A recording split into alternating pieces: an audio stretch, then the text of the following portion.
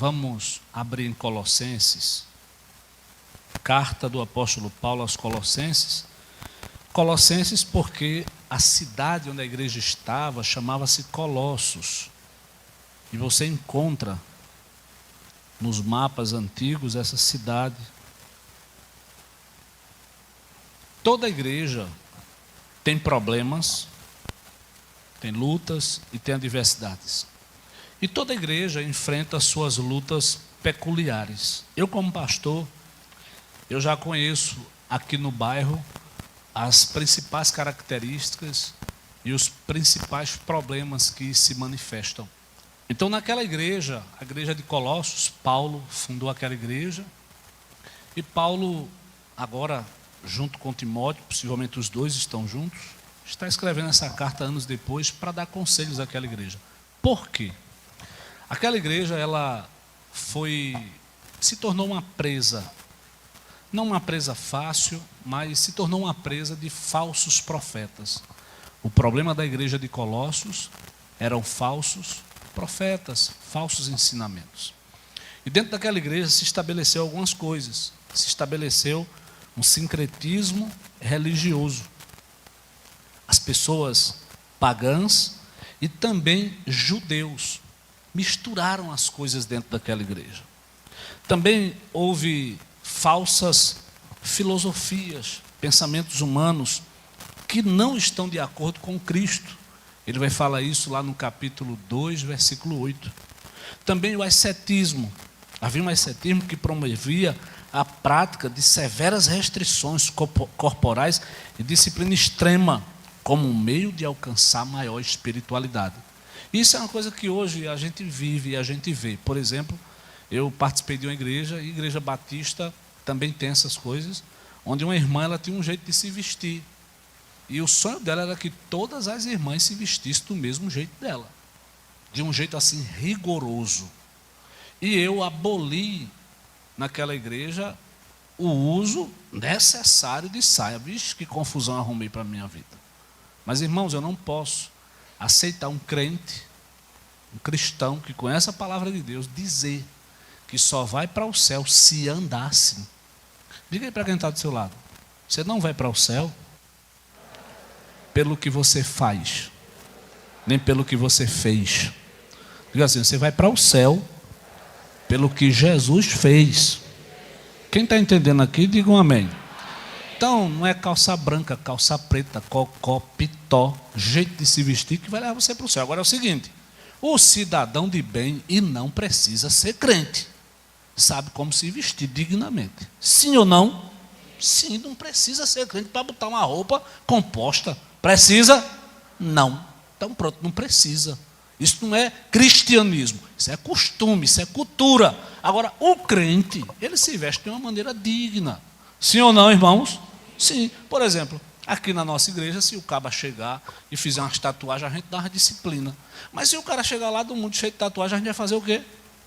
A gente vai cuidar dele, vai ensinar ele a cuidar de pessoas aqui, ele vai ser uma bênção. Eu tenho aqui um menino que a gente chama ele Gibi.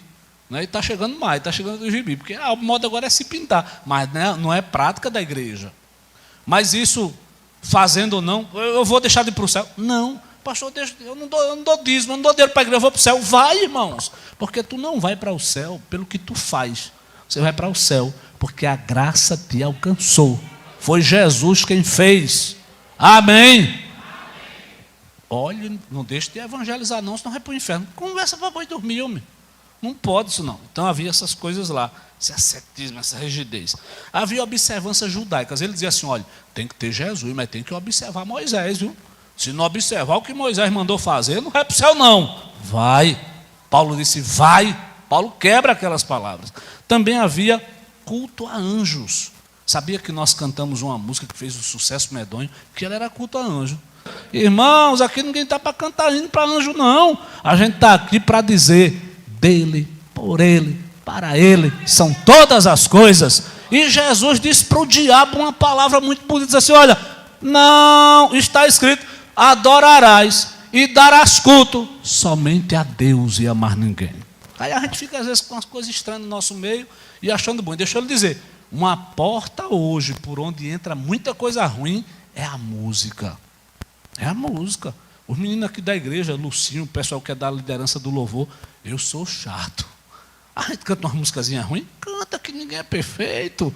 Mas a gente não vai para o céu por causa de música boa, música ruim. Mas aquelas que afetam a fé, eu não deixo. Por exemplo, desde quando eu cheguei aqui, nessa igreja só foi cantada 2 vezes uma música que diz assim: quem te viu passar na prova e não te ajudou. Nessa igreja só foi cantada 2 vezes uma música que diz assim: quem te viu passar na prova e não te ajudou, o Deus da vingança. Olha, não pode, essa música ela é ruim. Agora presta atenção, você lembra da pregação que eu dei domingo passado todinha? Mas da música você lembra ou não lembra? Então cuidado com as músicas que você canta. Cuidado, porque ela mexe com a sua fé. E deixa eu dizer mais, aquela música que só fala da vitória, da vitória, da vitória, ela não fortalece o crente, ela enfraquece. Porque a gente começa a achar que a vida da gente é uma vida sem luta. E eu nunca vi tanta luta na vida de crente. É muita peleja, é muito perrengue. E quando o crente que vive somente aluado com essas coisas que não é bíblica, entra numa prova, o desespero toma conta. Quem te sustenta é a graça de Deus, irmão. Aí também lá havia um problema que era o mais grave de todos na minha percepção, que era a negação da supremacia de Cristo. E Paulo disse assim: olha, aprove a Deus que nele habitasse corporalmente toda a plenitude de Deus. Jesus é Deus, louvado seja o seu nome.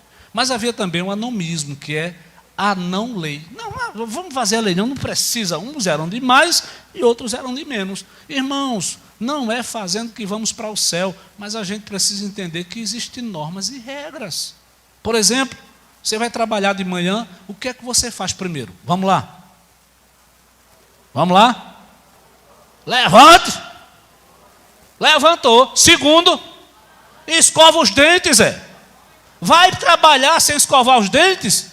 Bom dia, caiu todo mundo no chão. Oxe, tem que se tratar, meu irmão. É regras, tem que ter regras comuns. Não pode viver, lá vão ter. Não, tem norma. Porém, essas normas não é o que nos levam para o céu. Quem leva o homem para o céu é Jesus de Nazaré. Agora presta atenção. Também eu não quero mexer com a experiência de ninguém. Tinha uma menina, tem. Neto, um rapaz que tocou aqui. Lembra, Luciano? Lembra Neto, que tocou bateria aqui um tempo? A mãe dele, Catarina, mulher de Deus. Hoje ela está na Assembleia de Deus. Ela teve uma experiência com Deus dentro da Batista. E eu olhava para ela e dizia assim: que negócio estranho. Ela botava a roupa até aqui.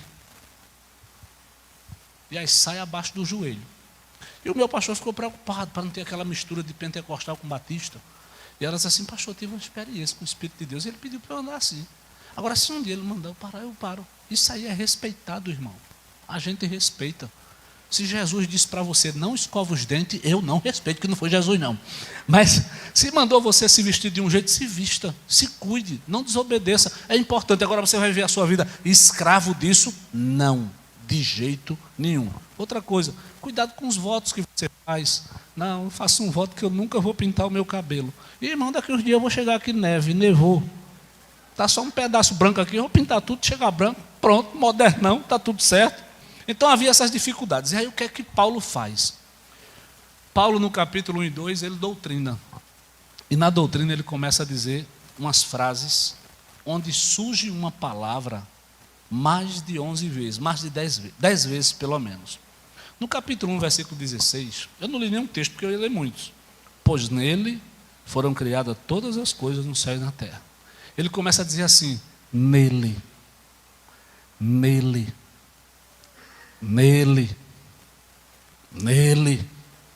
é nele que nós estamos, é nele que nós somos, é nele que nós agimos, é nele que nós entramos, é nele que nós saímos, é nele a nossa vida. E aí ele vai dizer no capítulo 1, versículo 16, essa frase. No 17 ele vai dizer: ele é antes de todas as coisas, nele tudo subsiste. No versículo 19 ainda do capítulo 1 ele vai dizer: pois foi do agrado do Pai que toda a plenitude nele habitasse. Versículo 20 ainda do capítulo 1: e por meio dele reconciliar consigo todas as coisas, tanto as que estão na terra quanto as que estão no céu, fazendo a paz pelo sangue da sua cruz, dele, nele. Capítulo 2, versículo 3. Nele estão escondidos todos os tesouros da sabedoria e do conhecimento. Portanto, versículo 6 do capítulo 2, assim como recebesse Cristo, o Senhor, assim também andai nele. E ele continua, no capítulo 2, versículo 7, enraizados e edificados nele. Versículo 9, pois nele habita corporalmente toda a plenitude da divindade. Versículo 10, e estais aperfeiçoados nele. Diga com calma para quem está do seu lado, pega na mão dele e diga assim, a paz do Senhor. Diga boa noite. Nele, diga assim para ele, nele você está aperfeiçoado. Irmãos, agora olha direitinho.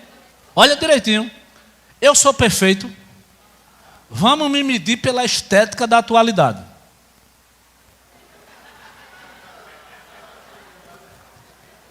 A cara eu não digo nada, né? Eu estou perfeito? Não. Mas nele, eu sou perfeito.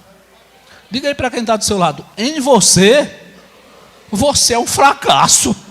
Mas nele, você é mais do que vencedor para a glória de Deus.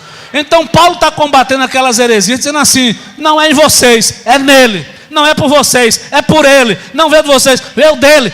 É nele e é nele e mais ninguém. Não é porque o meu pastor, que teu pastor é um comedor de feijão e farinha, e que pode levar uma queda, pode gerar um escândalo, pode gerar uma desgraça, mas nele nós estamos firmes para a glória de Deus Pai, nele nós estamos perfeitos para a glória de Deus Pai, nele nós estamos aperfeiçoados, nele nós estamos justificados, nele nós vamos morar no céu, meus irmãos. Nele nós vamos enfrentar todas as batalhas que se levantar e vamos do outro lado levar um moito de catabi, mas permanecer de pé. Nele, Paulo está dizendo, é nele. Vocês estão aí com um monte de falsos mestres dizendo coisa a vocês lá em Colossos, aqui não, que no bode não tem, mas é nele que a coisa acontece. Aí ele continua aqui no versículo 11, nele também foste circuncidado. Circuncisão pegava a criança, 7 dias de nascido, Jesus foi do 7º dia, e cortava o prepúcio do pênis, seria a nossa firmose, cirurgia de firmose. Aí Paulo diz assim, não precisa mais essa circuncisão não, a nossa circuncisão é nele. E o que é que significa a circuncisão? Que você faz parte do povo de Deus, você é identificado com uma marca exterior. Aí ele diz assim, a sua marca exterior, ela é Jesus de Nazaré, o Senhor da glória. Então você fica aí cortando prepúcio, fazendo aquilo, guardando o dia, guardando noite, guardando o sábado. Não precisa disso, porque a vida de vocês agora está nele. Quem está entendendo o movimento aqui, diga amém. Então diga aí para quem está do seu lado, não é em você, nem é no falso profeta, nem é no mentiroso, nem no enganador. É nele, em Jesus de Nazaré. Quem pode dar um glória? E no versículo 12, para parar essa história de nele, vai dizer aqui, ele especificamente, tendo sido sepultados com ele, olha, o que aconteceu aqui hoje?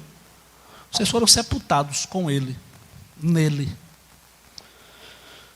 No batismo, no qual também fostes ressuscitado pela fé no poder de Deus, ó, a gente morreu e ressuscitou. No batismo. Veja a importância do batismo. É uma ordenança. Não salva ninguém, mas quem tem essa fé tem que viver as ordenanças dessa fé. Que ressuscitou dentre os mortos. Aí quando Paulo, no capítulo 2, sempre Paulo faz isso. Quando você lê Paulo, você tenta entender onde é que ele está dando a teologia. Então aqui nessa carta ele dá nos 2 primeiros capítulos. Quando ele estabelece a teologia, o que é que ele faz? Já que agora a teologia está aplicada, agora tem as ordenanças. Agora tem os princípios. Agora tem a prática. Se vocês têm uma boa teologia, vocês têm uma boa doutrina, vocês têm que ter uma boa prática. Ortodoxia e ortopraxia. Se o crente é bem ensinado, ele passa a receber uma obrigação de praticar aquilo que ele está aprendendo. Aí Paulo, dentre muitas coisas que ele vai falar, ele vai mais ou menos dizer assim no capítulo 3. Já que vocês estão nele, pensem nas coisas do alto. Bota a mão na sua cabeça. Diga assim, cabeça. Tu que manda nesse corpo. Olha para cima. olha para o alto, porque é de lá que vem o teu socorro.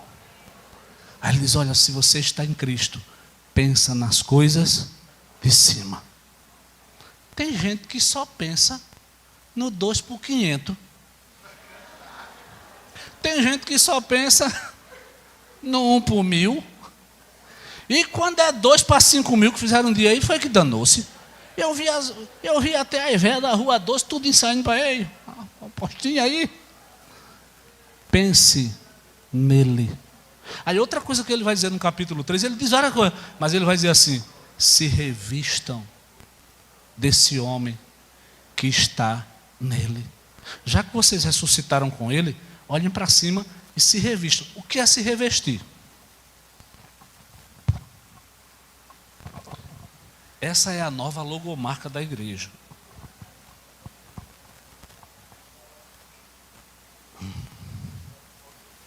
Esse círculo maior é uma aliança. Só que ela tem um fundo aqui laranja, né? Que é para dar estética. Essa menor são os povos que precisam de missões. O número 1 faz alusão a um negócio, aqui do bode. Espera aí, tu é de que igreja? Primeira Igreja Batista do Pina. Mas faz alusão primeiramente à unicidade de Deus. E Deus é o primeiro. Não tem ninguém além dele. Aqui está o Espírito Santo. Mas no centro de todas as coisas, que faz essa aliança, que une esse povo. Eita, está ali, né? Espírito Santo, lá o fogo. Vai adiantando que eu já estou falando. Primeira Igreja Batista, a unicidade de Deus. E essa cruz, que é o centro de toda a história, não do cristianismo, é o centro da história da humanidade. Quando ele morreu, a história que não gosta dele disse assim, antes de Cristo e depois de Cristo. No ano de 1910, lá na cidade, na faculdade de Frankfurt, começaram a trabalhar para tirar isso. E criaram novas siglas. Não conseguiram, porque Jesus vive para todo sempre.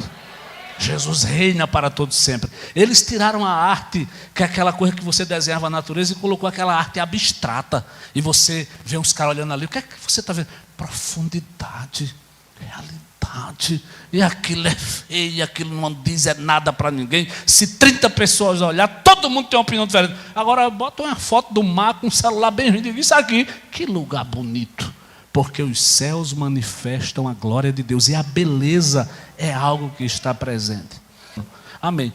Vestido eu estou. Mas ele disse, já que você ressuscitou com Cristo, se revista dele. Se revista do novo homem. É mais ou menos isso aqui. Eu estou vestido ou não? Estou ou não estou?